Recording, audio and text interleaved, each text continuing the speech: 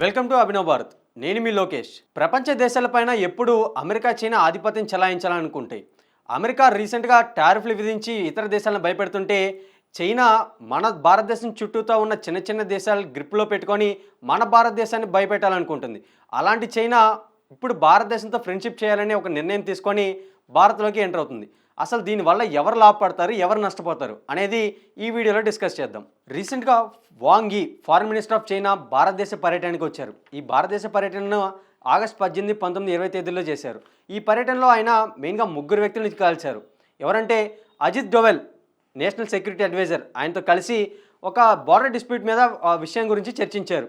అసలు ఏంటి border disputes అంటే 2020 గాల్వానా లోయలో జరిగిన బార్డర్ డిస్ప్యూట్స్ దగ్గర మనకి చైనాకి మధ్య ఎంతో శత్రుత్వం అనేది ఏర్పడింది. సో దీన్ని మళ్ళీ కూర్చొని మనం చర్చించుకొని దీనికి ఒక సొల్యూషన్ తెద్దాం అనే మాటని అజిత్ డోవెల్ గారితో చర్చించారు.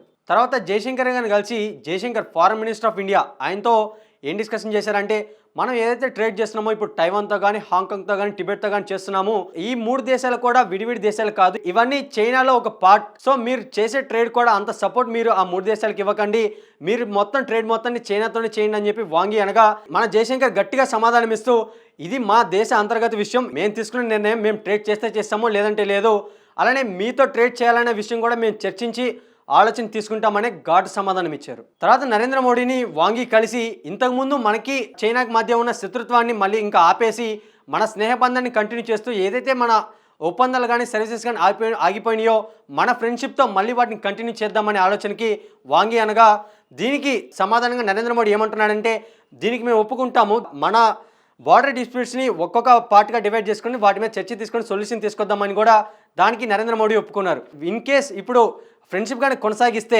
ప్లస్ పాయింట్స్ ఏంటంటే అక్కడ ఉన్న టన్నెల్ బోరింగ్ మిషన్స్ని మనం ఇంపోర్ట్ చేసుకొని మన దగ్గర ఉన్న పనులు వెంబటే స్టార్ట్ చేయొచ్చు.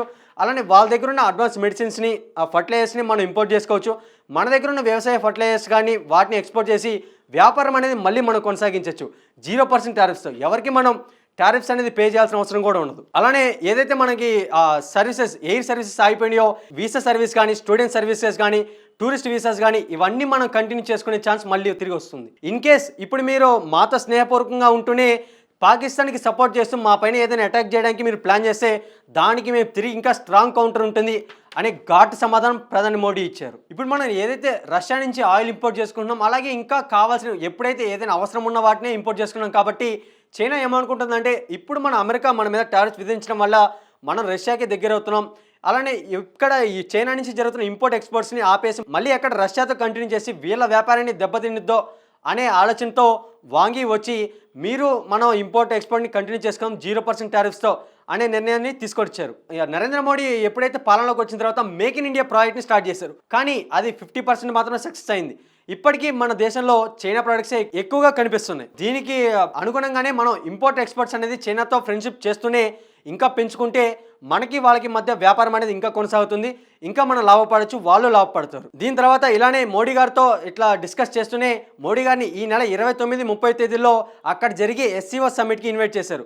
ఈ SCO సమ్మిట్లో ఏం జరగబోతుందంటే మనకి చైనాకి మధ్య ఉన్న శత్రుత్వాన్ని ఆపేసి మళ్ళీ ఫ్రెండ్షిప్ అనేది కంటిన్యూ అవుతుంది అనే సంకేతాన్ని మళ్ళీ ప్రపంచానికి చేద్దాం అనే దాని గురించి ఈ సమ్మిట్లో జరగబోతుంది. కాబట్టి నరేంద్ర మోడీని ఈ సమ్మిట్కి ఇన్వైట్ చేశారు. సో దీని మీద మీరు ఏమనుకుంటున్నారో కామెంట్స్ రూపంలో తెలియజేయండి.